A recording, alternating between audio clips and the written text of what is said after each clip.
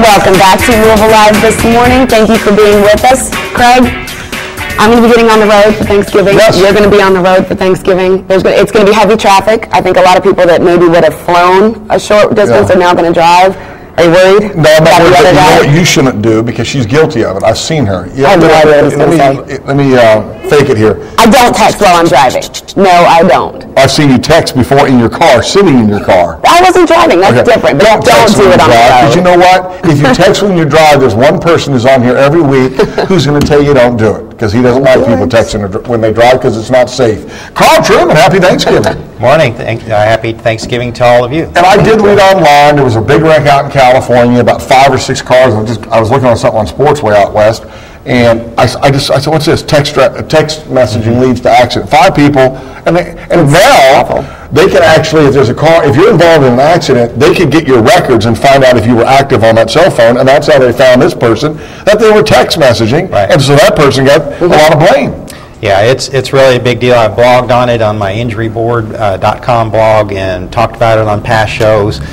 Texting, studies have now shown that texting while driving, you are more impaired than driving while intoxicated. Right. And you know what surprises me? If they found those things to be true, why all the states haven't followed suit like California has, and they've just made it illegal. I'm very surprised that all the states haven't done that. A lot of states are doing that. A lot of states have banned cell phone use without a hands-free. For example, in my car, I have a Bluetooth speaker phone, so I'm not like this, talking. So I have a speaker phone that I can use in my car, and a lot of states have banned using cell phones without a hands-free device like a headset or speakerphone. Do you think all states should do it?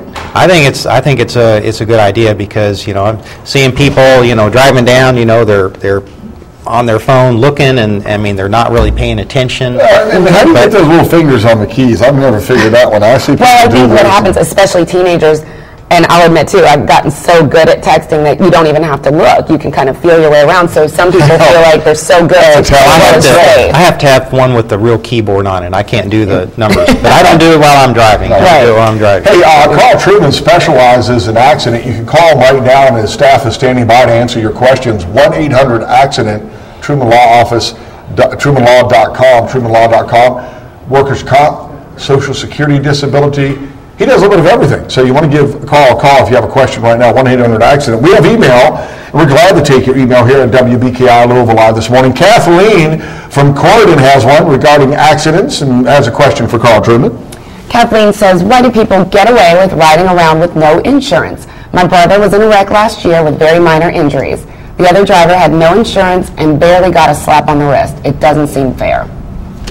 Well, it doesn't seem fair, does it? You're right, and it's not fair, and I see it all the time. And it's one of the reasons why I stress to people to have plenty of what's called uninsured motorist coverage. You'd be surprised how many people that I see that, to save a few dollars, they'll tell their insurance agent, no, I don't need that. We all think it's not going to happen to me, but every day I see situations where someone gets hit by someone who either does not have any insurance or has very minimal insurance. Right. And so it's very important to have both uninsured and underinsured motorist coverage to protect yourself. And I think there should be stricter penalties, because people will get insurance just long enough to say they're legal, and then they either don't pay it or cancel it, to save money, and don't have it. And it's when you're in a wreck, you'll get a form from the state that says that you have to prove that you've had insurance. But if you don't send it in, then your license will automatically be suspended. But most of these people who don't have insurance in the first place are still going to drive with no license. So it doesn't really stop them from driving. It sends the wrong message, the fact that they only get a slap on the wrist. They think, I can't afford it right now, it won't be that bad if I get caught. So I think it sends the wrong message. And it was commonplace for years, people just not to have insurance because they said we're not going to have it. But most states have toughened up, so good for the states for doing that.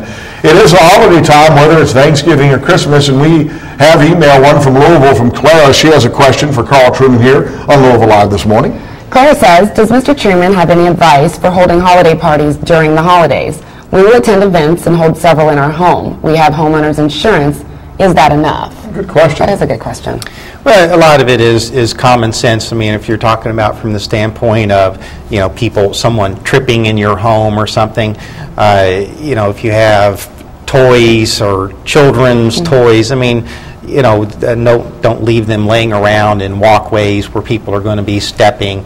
Look at just common sense stuff, looking at carpets, because whether it's being worried about having a claim or not, you still don't want people to get hurt, Sure. while you're having a good time at a But party. could you get in trouble if something happens, if somebody pursued you? Well, as far as trouble, I mean, certainly someone could pursue a claim if you were negligent.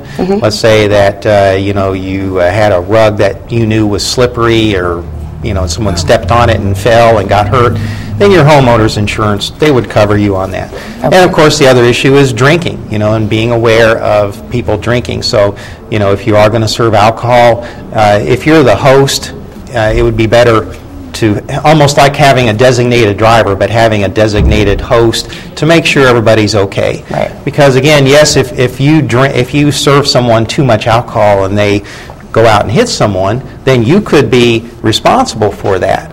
So, but again, whether someone's having a claim or not, you still don't want that to happen. Sure. So, we have to look out for each other and being good neighbors and being a good host. So if you have someone who's kind of like a designated host that is not drinking and looking after everyone to make sure that, they're okay to drive, and if so, have a number for, a yellow cab or city scoot or something like that. Yeah, they have that towing thing. I don't know which one that is. Well, the police do that too. Well, no, they'll actually tow your car, that service, and they'll take you home.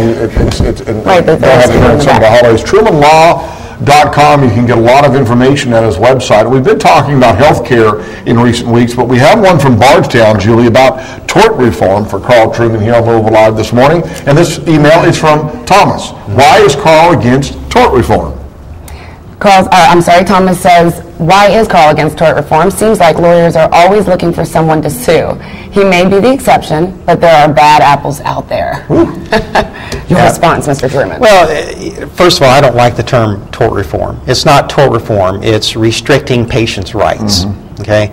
I mean, I can cite example where someone was severely injured from a medical mistake. And so what I would ask Thomas is, if I were to give him an affidavit or a release to sign that's saying, he promises that if a doctor makes a medical mistake, that to his child or his wife or parent or loved one or himself, that he agrees that his case is, no matter what happens, no matter how horribly they are injured, if they need nursing home care for the rest of their life, that they under no circumstances would they ever recover more than $100,000 or $500,000. I mean, those are just arbitrary numbers placed by people who want to restrict your right to recover. So I don't like the word tort reform. Call it what it is. It's restricting your ability to recover for being wronged. And that's what we're dealing with. So in any situation, sure, there may be a few people, but there's time and time again, that someone is severely injured, and studies after studies have shown that restricting damages, restricting your ability to recover does not save insurance. It does not lower costs, does not lower health costs. It basically just lines the pockets of the insurance company. Well, that's the reason Karl's here. He's not afraid to answer any questions, whether it's on holiday parties or whether it's on riding with no insurance or different kinds of lawsuits you can bring. But you want to give him a call, 1-800-ACCIDENT. It's Karl Truman. He's here. Happy Thanksgiving again. We hope you have a good holiday weekend. Thank you.